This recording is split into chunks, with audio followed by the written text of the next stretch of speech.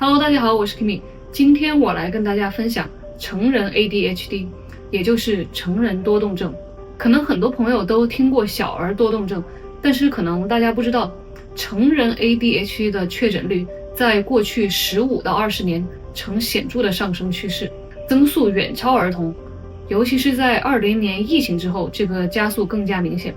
这个呢跟很多因素相关，比如呢，在社交媒体的推动下，公众的意识在逐渐提高，尤其是在年轻人当中。另外呢，疫情期间，很多人因为焦虑、抑郁等原因去看心理医生，结果就发现自己有 ADHD。今天呢，我就根据 Andrew Huberman 在他自己的 Huberman Lab 播客里面分享的内容，跟大家聊聊成人 ADHD。听完这期呢，不仅能够让确诊 ADHD 的人能够更了解自己，也可以让怀疑自己有 ADHD 倾向的人和没有 ADHD 的人更了解我们大脑的运作方式，并且收获让自己长期提升注意力的方法。Andrew Huberman 呢是斯坦福大学医学院的神经生物学教授，他自从2021年开了 Huberman Lab 播客之后，目前已经成为了全球顶流的知识类播客，在美国几大播客平台，比如 Spotify、Apple 都是长期排名前10，在 YouTube 上也有超过700万的订阅。OK， 那么进入今天的主题。今天呢，我主要跟大家分享几个方面。首先，什么是 ADHD， 以及 ADHD 有什么典型的症状。然后我会跟大家稍微分享 ADHD 背后的神经科学原理。最后呢，我会跟大家分享几个实用的提高专注力的方法。首先，我想提醒一点，就是我们每个人都有冲动自我诊断或者诊断他人。ADHD 的确诊呢，需要训练有素的心理学家的专业诊断，所以千万不要妄自给自己或者别人下结论或者乱吃药。那么首先，什么是 ADHD？ADHD 的全称是注意力缺陷多动障碍，俗称就是多动症。开头也提到过，过去15到20年，成人 ADHD 的确诊率一直在显著上升。患有 ADHD 的人呢，有以下几个典型特征。第一种呢，可能大家都听过的就是很难集中注意力。它具体有几种表现形式。第一种呢，就是难以长时间集中注意力，就是说你可以集中注意力，但是呢，往往可能只有几分钟或者10几分钟。第二种呢，就是你能够持续做一件事，但是你可能在一心几用，就是你可以持续集中一部分注意力在某件事上，但不能100%集中。那么第三种呢，就是两者都有。但是呢，很有意思的是 Huberman 说ADHD 在自己真正喜欢或者感兴趣的事情上，可以展现出超强的专注力，甚至比普通人更专注的能力。所以对于 ADHD 来讲，他们不是不能专注，只是他们无法在普通的没什么兴趣的或者自己只有一点点兴趣的事情上专注，但他们在自己非常有兴趣的地方是可以比其他人更加专注的。第二点呢，容易冲动。第三，容易情绪化。第四点呢，非常有意思，就是容易对周围环境发生的事情感到烦躁。就比如说我自己，因为我感觉我自己也有一些 ADHD 倾向。就比如说我学习或者说我写稿的时候，就我启动很慢，我需要15分钟以上，或者有时候甚至半个小时才能开始进入状态。然后我好不容易进入状态呢，就又很容易被打扰，就是周围环境的一点点噪音都会让我感觉被打扰，会感到烦躁，就有点像一个睡眠很浅的人，有一点点噪音都会醒。刚刚说了4个是比较典型的症状，也有一些非典型的症状。就比如说 ADHD 往往在时间感知方面很有挑战，就会表现为迟到、拖延。但是呢 Huberman 说，如果你给 ADHD 一个 deadline， 并且如果他们不能按时完成目标的后果足够严重，他们实际上可以非常好的去感知时间，可以非常专注。相反呢，如果不能按时完成目标的后果不严重，那么他们就会很容易忽略时间，或者严重低估完成这件事所需要的时间。第二个呢，就是工作记忆受损。这里有一个很常见的误区，就是很多人以为患有 ADHD 的人记性不好，但实际上呢， ADHD 可以很清晰地记得过去发生过的事情，或者未来需要做的事情，只是他们在工作记忆方面往往有些受损。那么什么是工作记忆呢？就是我们的大脑可以暂时储存一些信息，然后在短时间内用于推理、学习和理解等等。这个短时间呢，往往是从10秒到1-2分钟。就比如说 Huberman 举了个例子，他说，如果你在聚会上刚认识了一个人，然后他口头给了你他的名字和电话，但是你需要走回去你的大衣里面拿你的手机记下来，但是当你拿到手机的时候，你就忘记了。这个短时间的记忆呢，就叫做工作记忆，而 ADHD 往往就是这方面的记忆性不如没有 ADHD 的人好。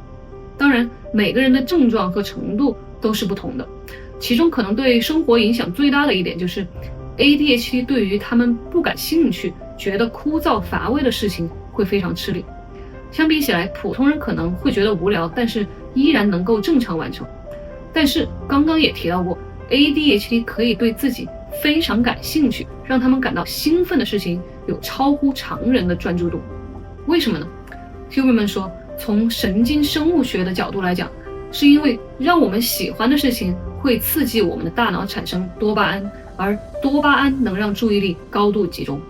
要理解这个原理呢，我们需要知道大脑里有2个跟调控注意力相关的神经网络，默认网络和任务网络。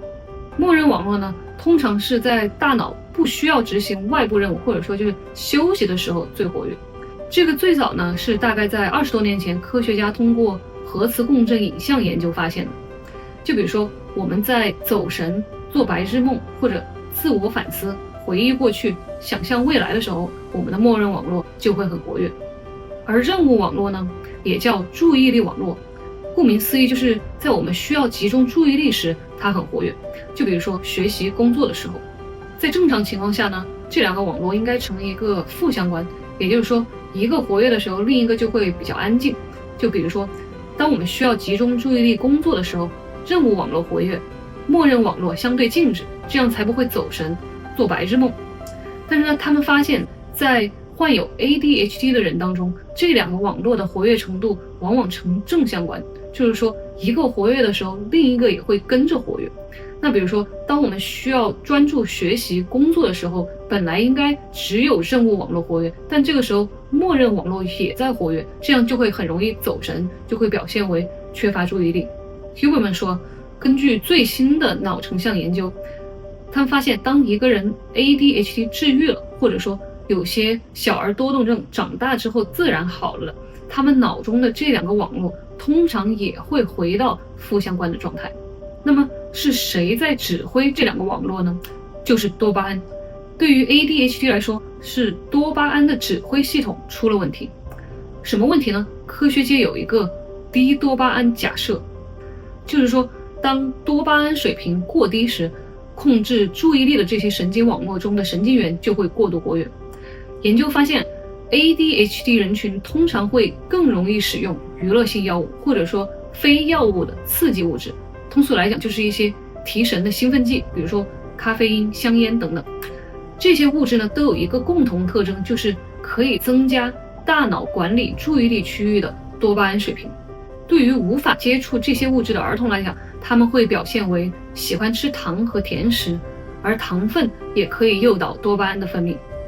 我们的大脑呢，需要足够的多巴胺来专注和进行高质量的决策，而当它不够的时候，我们的身体就会自然的去寻找那些能让大脑产生多巴胺的物质。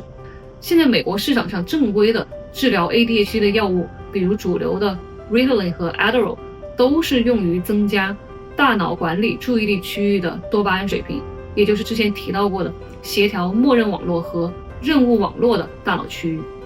如果你去了解这些药物，你会发现，就这些药物的主要成分，中文里叫安非他命，跟很多很危险让人成瘾的毒品，比如冰毒和可卡因的化学成分是非常相似的，它们的效果也非常类似，都是增加多巴胺水平以及另一个叫去甲肾上腺素的水平。通俗点来讲，就是它们都是兴奋剂。虽然跟毒品成分类似，听起来有点吓人，但是 ADHD 患者很多在服用了由专业医生开具的药物后，症状都能够得到很大程度的缓解。这些药物治疗呢，其实就是让患有 ADHD 的人，他们的大脑能够学会在不感兴趣的事情上也能专注。有些人可能会想说，不感兴趣那不做不就行了吗？但是有些时候生活没有那么简单，成长的过程呢，不可避免的要学会去做一些自己不感兴趣的事情，如果这个事情对我们来说是重要的。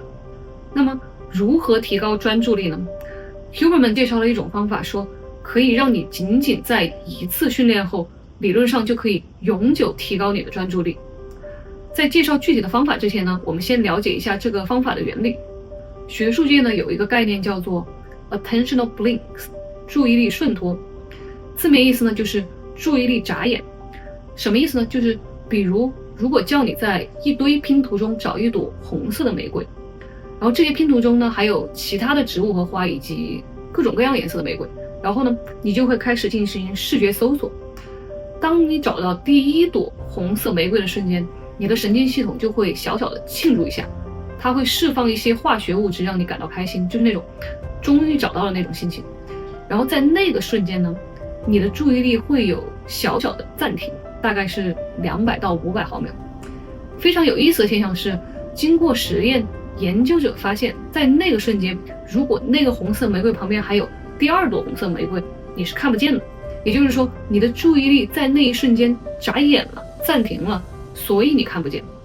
学术界有一个假设，就是 ADHD 患者容易比普通人更频繁的经历注意力渗透，也就会造成注意力不集中。而改变这个呢，就需要练习 Open Monitoring， 开放式监控。什么是开放式监控呢？我们的视觉系统可以高度专注于一小块，比如说你现在可能正在盯着这个视频看，也可以有全景视觉，比如说你现在抬头就能看到一整个房间里的东西。这种开放的视野就叫做开放式监控。当你开启这种状态的时候，你就有能力同时关注多个目标。但是这一点呢，对于有 ADHD 的人来说就会比较困难。好消息是呢，这个是可以通过训练提高的，所以无论你有没有 ADHD， 你都可以通过下面这个练习来永久性的提高你的注意力。这个训练非常简单，首先呢，你有意识的扩张你的瞳孔，尽量让自己有一个全景视觉，然后再有意识的收缩瞳孔，让自己的视野聚焦在一个很小的范围内。Huberman 说，这个练习听起来很简单，但是令人震惊的是什么？就是你只要连续做17分钟，并且只用做一次，它就可以近乎永久性的提高你的注意力，是不是很厉害？17分钟一次，永久性改变。看完这个视频，你就可以尝试一下。除了这个练习之外呢， Huberman 还介绍了处方药和一些新兴的非处方药方法来提高大脑中多巴胺的水平，增加注意力。之前提到的一些美国常用的处方药，比如说 Ritalin、Adderall， 这些药物一定要通过专业持证的心理医生评估和诊断后，在医生的指导下服用，不然很容易造成上瘾和药物滥用。并且更好的治疗方案呢，是结合药物和行为治疗，就是跟心理医生和心理咨询师同时合作，最终达到逐渐减少对药物的依赖，可以自主调控注意力。另外呢，适量摄入 Omega-3， 也就是鱼肝油，也可以对注意力和专注力系统产生积极的调节作用。这个量也很重要。Huberman 在播客里说，鱼肝油里面主要是2种物质 ，DHA 和 EPA。对于注意力来讲，至少每天要服用300毫克的 DHA， 这样长期服用你才能看到对注意力的显著改善。EPA 呢，对于改善心情、抑郁症方面也有积极的作用。有兴趣的朋友呢，可以搜一下 Huberman EPA， 他在其他的播客里面也对这个有详细的讨论。最后呢，关于手机，他说研究发现，长时间玩手机确实会增加成年人患上 ADHD 的概率。为什么呢？因为我们人本来在手机或者任何电子设备出现之前，就是上万年以来，在物理世界中，我们的视觉和注意力都习惯，要么你需要看全景，同时摄入多个信息的时候，你就扩张瞳孔，然后需要在专注在一个物体的时候就收缩瞳孔。但是手机呢，就它的屏幕只有这么一小块，虽然视觉上你是收缩在一个很小的范围，但不代表我们在专注，因为手机上的信息是海量的，尤其是社交媒体，